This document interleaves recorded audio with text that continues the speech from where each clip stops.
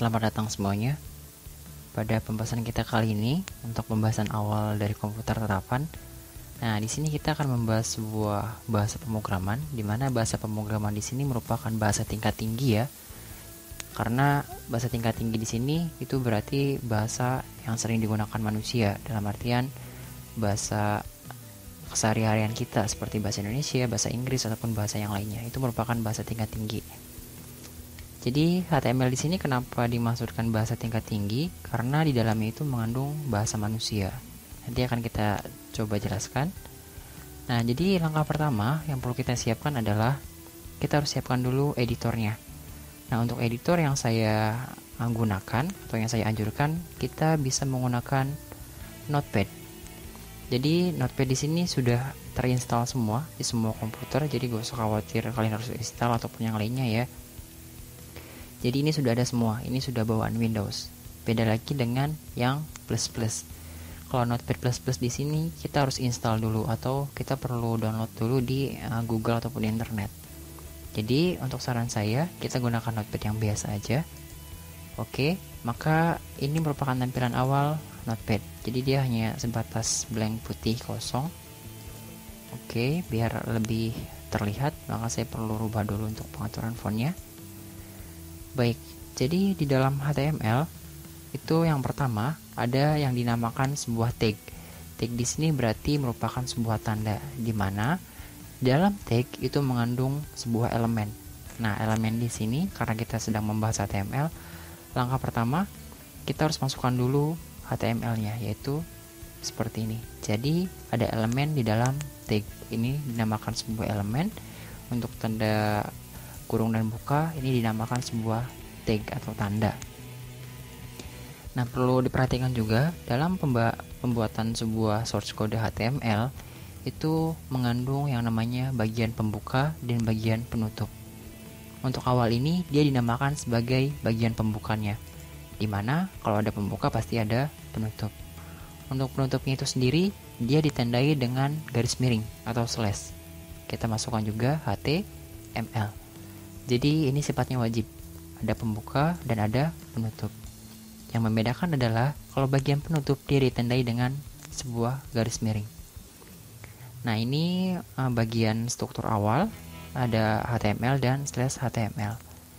Nah, biasanya di dalam sebuah browser, nah ini juga browser ya, kita akan gunakan browser juga. Nah, untuk browsernya bisa bebas, bisa apa aja.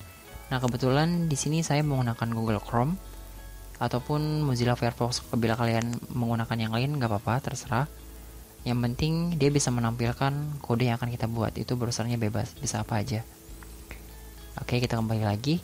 Nah, di sini kita sudah masukkan HTML. Nah, untuk struktur awalnya di bagian HTML itu terdapat dua bagian. Yang pertama ada bagian head atau bagian kepala. Setelah bagian kepala itu ada bagian body. Nah, hanya dua, hanya bagian kepala dan bagian badan.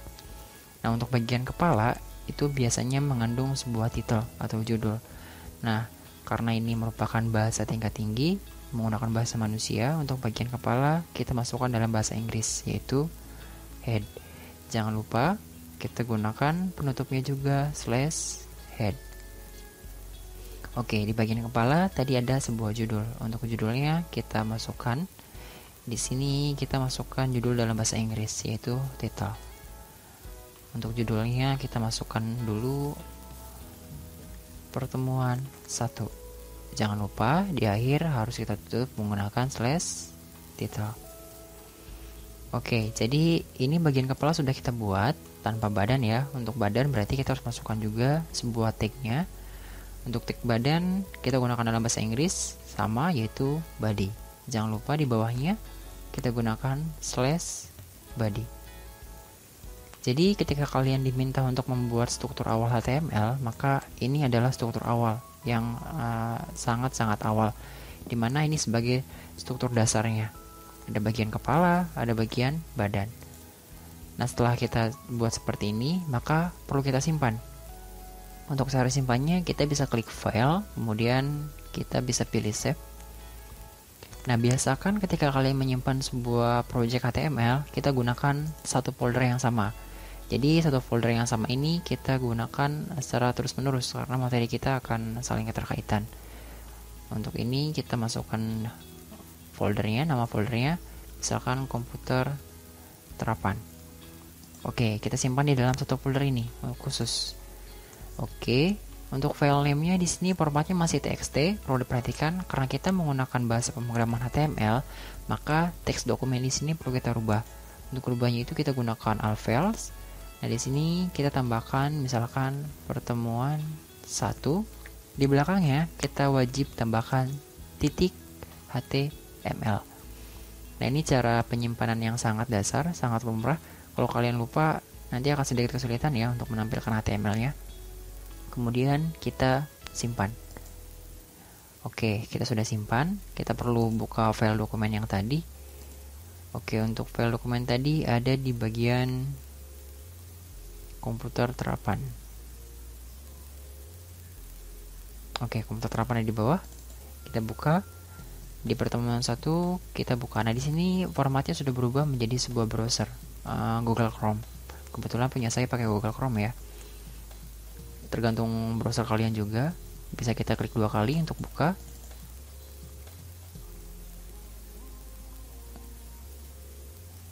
Oke, jadi ketika kita buka, dia akan muncul sebuah judul di sini yaitu pertemuan 1. Nah, karena kita tadi memberikan judulnya itu pertemuan 1. Kalau kita rubah, misalkan kita ganti latihan HTML, kemudian kita simpan, Ctrl+S aja biar cepat. Kemudian kita refresh bagian browser yang sudah kita buka tadi. Kita refresh, maka dia akan berubah menjadi latihan HTML. Jadi konsep dasarnya seperti itu untuk pembuatan HTML. Oke, tadi kita sudah belajar elemen, kemudian ada tagnya juga. Jadi di dalam elemen itu selalu ada bagian pembuka dan bagian penutup. Nah, ada satu hal lagi yang perlu kalian ketahui.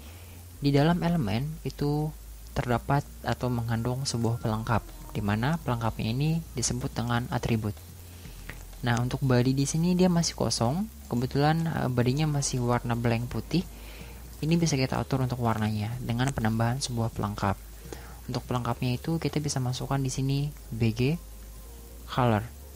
Nah, BG color di sini diartikan sebagai background color atau warna background atau warna latar. Jadi kita bisa rubah warnanya.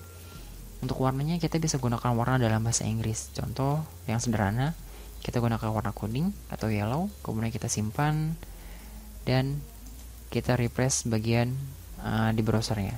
Maka secara otomatis bagian background dia akan berubah menjadi warna yang kita masukkan tadi. Oke, kita masukkan dulu untuk bagian bodinya. Kita masuk ke dalam bagian judul sekarang.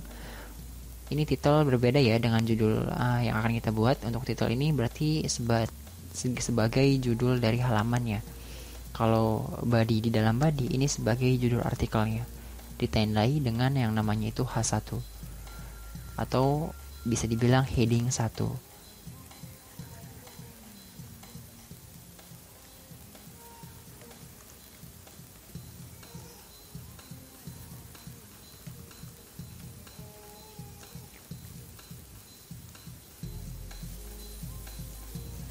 Oke, jadi H1 di sini ditandai sebagai ukurannya. Semakin kecil ukuran angkanya, maka semakin besar tulisannya. Jadi ada 6 tipe di dalam H1. Di dalam H di sini ada H1, H2 sampai H6. Jadi semakin kecil yang kalian gunakan, maka semakin kecil ukurannya. Contoh, kita simpan. Kita refresh. Ya, ini merupakan ukuran dari H1. Kalau kita rubah menggunakan H3, jangan lupa di bagian akhirnya juga kita harus rubah menggunakan H3. Kita simpan, kemudian kita refresh. Dia akan menjadi sedikit lebih kecil seperti itu. Jadi untuk yang lebih besar kita gunakan H1 aja. Nah, berhubung letaknya masih di sebelah kiri, maka kita perlu dia ke bagian rata tengah. Untuk rata tengah kita perlu yang namanya atribut atau pelengkap. Kita masukkan dulu di dalam elemennya. Untuk pelengkap H1 dia memiliki pelengkap line sama dengan kita masukkan letaknya mau sebelah kiri, kanan atau tengah dalam bahasa Inggris. Untuk tengah berarti kita masukkan center. Kemudian kita simpan dan kita lihat hasilnya, maka secara otomatis dia akan ada di bagian tengah. Oke, kita lanjutkan dulu. Kita masukkan di sini HR. Kita masukin ukurannya, misalkan ukurannya 5, kemudian warnanya kita masukkan warna hitam. Oke, HR di sini dia berfungsi sebagai garis horizontal atau horizontal rule. Dia berfungsi untuk membuat sebuah garis. Oke, kita buka, kita refresh. Iya, ini merupakan garis horizontal yang kita buat dengan ukuran yaitu 5. Kalau ukurannya kita masukin lebih besar, ini akan lebih tebal juga. Oke. Baik, kurang lebih seperti itu dulu untuk pembahasan pertama kita kali ini. Terima kasih.